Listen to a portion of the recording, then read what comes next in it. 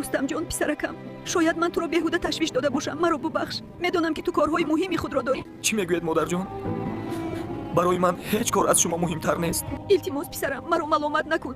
امروز فشاری خونم بلند شد، سرم سخت چرخ زد و از هوش رفتم. وقتی چشم گشودم خود را در بیمارخانه دیدم. خدا آن آدمانی را که به من یاری کردند برکت دهد. مادر جان، من گناه دارم.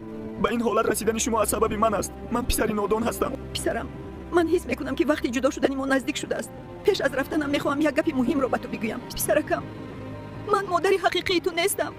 من تو را به فرزندی گرفته بودم. کی بودنی مادری حقیقی تو؟ من هم نمیدونم. مادر جان نه، برای من مادری حقیقی تنها شما هستید. شما حالا سالهای زیاد زندگی میکنید.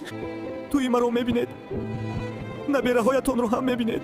رستم جان، اگر روز دخترت تولد شود با اون نام مرا مان تا همیشه مرا به یاد بیاری. من تو را خیلی دوست میدارم. این چی غپ است مادر جان؟ این ممکن نیست. شما تنها خوابیده اید. مادر جان، بیایید به خانه میرویم. برخیزید. من پسری بد هستم. من پسری قاتل هستم. اگر وقت زنگ زدن زودتر میرفتم این طور نمیشد.